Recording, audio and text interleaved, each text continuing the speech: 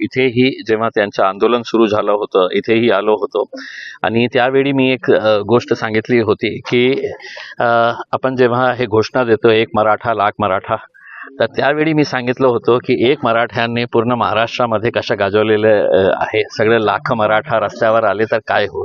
तर ते सत्य झालेलं आहे आणि मी जरांगे पाटील साहेबांच्या सुरुवातीपासून फॅन आहे या कारणाने की एक छोटासा गावाचा एक सामान्य माणूस आपल्या समाजाच्या हितासाठी जेव्हा त्याची प्रामाणिकता लोकांना कळतं तर सगळं समाज त्याच्या मागे कशा येतो त्याचा एक ज्वलंत उदाहरण म्हणजे जरांगे पाटील साहेब आहे आणि ते आपल्या भूमिकेवर ठाम आहे की कधीही त्यांनी आपली भूमिका बदललेली नाही आहे, ते आपल्या समाजासाठी लढत आहे. आज चांगली गोष्ट हे आहे की त्यांनी आम्हाला जेव्हा हे कळलं की सगळं आता निवडणूक जवळ आलेली आहे आणि जरांगे पाटील साहेबांचे आम्ही हे ऐकलं होतं की तेही निवडणूक लढणार आहे, त्यांचं म्हणजे त्यांच्या वतीने काही लोक निवडणूक लढणार आहे. तर त्या अनुषंगाने आणि आज जे समाजामध्ये जे चाललेलं आहे त्याच्या बाबतीत चर्चा करण्यासाठी आम्ही आलो होतो. चाय पीने के ऊपर चाय के ऊपर चर्चा करने के लिए चाय भी पिए, यहाँ पे बातचीत भी की है उसमें. अब आगे देखेंगे जो भी होगा. येत्या विधानसभेत जरांगे पाटील आणि तुम्ही एकत्र आम्हाला दिसणार आहात का? देखिए, जैसा अभी जरांगे साहब ने आपको बताया है कि कुछ दिनों के अंदर कुछ ना कुछ तो जो भी फैसला लेंगे, मैं अकेला अपने तौर के ऊपर मेरी पार्टी का फैसला नहीं कर सकता हूं. जरांगे पाटिल साहब की सबसे अच्छी बात यह है कि जब भी उन्होंने कोई फैसला लिया है अपने समाज के साथ चर्चा करके, समाज के जिम्मेदारों के साथ चर्चा करके उन्होंने फैसला लिया है. उसमें हमारी सिर्फ उम्मीद यही है, हमारी सिर्फ ख्वाहिश यही है कि आज महाराष्ट्र में जो राजनीतिक परिस्थिति है, जितने भी एस्टैब्लिश्ड पॉलिटिकल पार्टीज है या जो प्रस्थापित नेता लोग हैं, इनका लोगों का विश्वास इनके ऊपर से खत्म हो चुका है. तो जब तक आप नए चेहरे नहीं लेके आएंगे, लोगों का विश्वास जो है नए चेहरों के ऊपर होगा और लोगों को लगेगा कि नहीं भाई यही लोग बार बार चुनकर आ रहे हैं करके. आज भी राजनीति के अंदर देखिएगा, आज विधानसभा आज एमएलएस का ये हुआ है, एक बाप मंत्री रहता है, बेटे को आमदार बना दिया जाता है, मतलब बाकी और कोई नहीं है. ये घरानेशाही कहीं ना कहीं तो खत्म होनी चाहिए ना उसमें. तो आज अगर कोई ऐसी कोशिश की जा रही है तो हम उस कोशिश के अंदर पूरा साथ देंगे जरांगे पाटील साहब को. जरांगे पाटलांनी बुद्धिबळाचं उदाहरण दिलंय. तुम्ही एका बाजूने एकत्र आलात आणि पुढचा कोण आहे राजा जो तुम्हाला मारायचा आहे? नहीं, मैं समझा नहीं हूँ. बुद्धिबळाच्या दोन सोंगट्या असतात, दोन्हीकडे राजा असतात. तुम्ही की कोण झालात तर पुढचं टार्गेट कोण आहे? देखिए साहब, मैं ये समझ के चलता हूँ कि यहाँ पर राजा की बात नहीं हो रही है, यहाँ पे प्रजा की बात हो रही है. जरांगे पाटिल साहब भी जितना भी आंदोलन कर रहे हैं वो उनके समाज के साथ जो नाइंसाफी हो रही है उसके लिए वो आवाज उठा रहे हैं, लड़ रहे हैं. उसमें हमें तो ये बात समझ में नहीं आती है. मैं विधानसभा के अंदर जब आमदार था उस वक्त एक भाषण किया था और मैंने ये बताया था कि अगर भाजपा तैयार है, शिवसेना तैयार है, कांग्रेस तैयार है, एनसीपी तैयार है, समाजवादी तैयार है, हम तैयार है, तो क्या वजह है कि इसके अंदर रुकावटें लाई जा रही है करके. देखिए, बोलना कुछ और करना कुछ, ये राजनीतिक पार्टियों के बड़े बड़े नेताओं की आदत बन चुकी थी.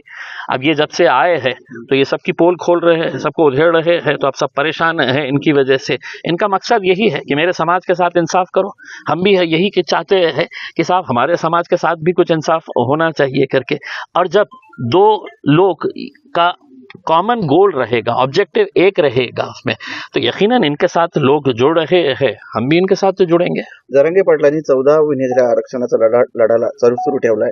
त्यांना आरक्षण जे भेटलं नाही त्याचा साफ दावा आहे की देवेंद्र फडणवीसांनी मराठा समाजाला फसवलंय. देखिए, मैं है तो अकेले सिर्फ देवेंद्र फडणवीस साहब के बारे में ये नहीं कहूंगा. मैं कहूंगा कि भारतीय जनता पार्टी की नीति जो है वो लोगों को समझ में आ चुकी है. कॉन्स्टिट्यूशनल अमेंडमेंट अगर करने का है, केंद्र सरकार के पास जाने का है, मैं तो आपको यहां तक ये कहता हूं कि उस वक्त नरेंद्र मोदी साहब ने यहाँ के एक बड़े नेता को बुलाकर ये कहा था कि ये आंदोलन मराठा समाज का किसी भी हालत के अंदर दिल्ली तक नहीं पहुंचना चाहिए करके, यहीं का यहीं इसको रखना चाहिए करके. तो उनकी नीति रही है ये, लेकिन अब वो एक्सपोज हो चुके हैं बहुत हद तक. जो है सबको समझ में आ रहा है कि इसके पीछे किसकी साजिश है, क्या षड्यंत्र रचे जा रहे हैं करके.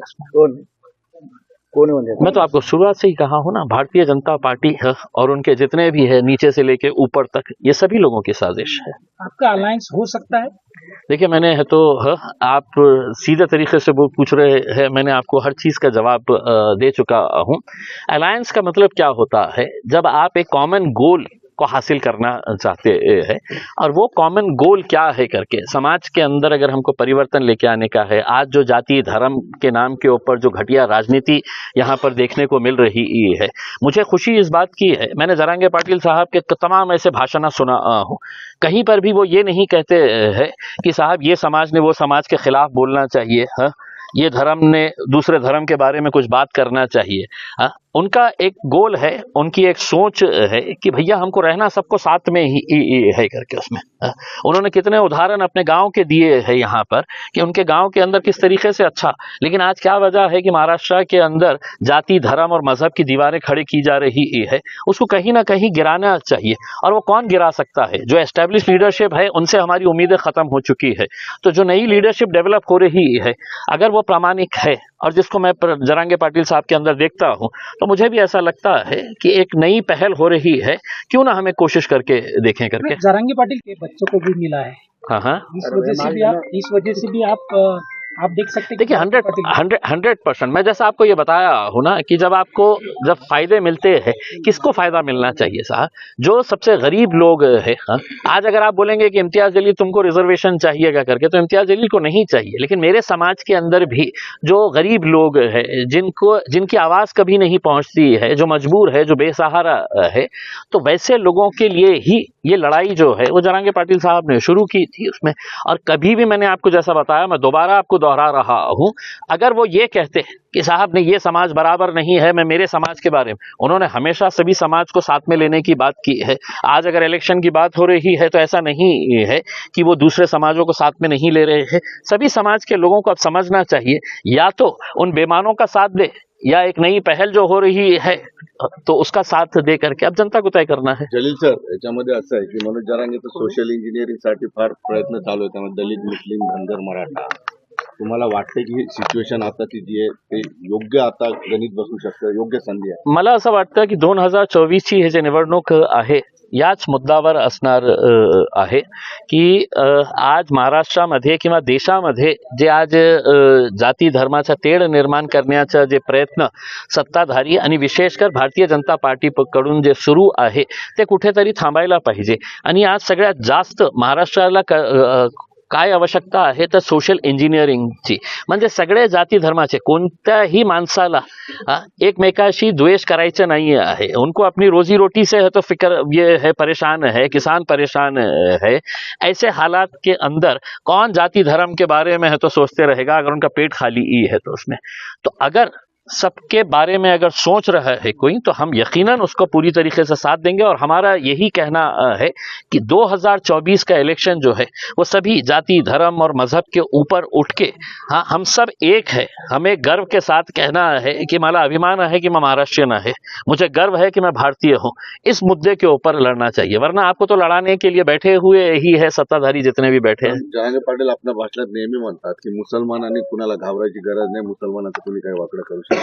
देखिए यही कसं बघतात नहीं, मुसलमानाकडे घाबरतात? मैं यही कहना चाह रहा हूं कि मैं आज अगर चौथी मर्तबा अगर जरांगे पाटिल साहब से मिलने के लिए आया हूं, तो कहीं ना कहीं मेरे दिल में भी उनके लिए एक आदर का स्थान बना है। और इसलिए आदर का स्थान बना है कि वो इंसानियत के लिए बात कर रहे हैं।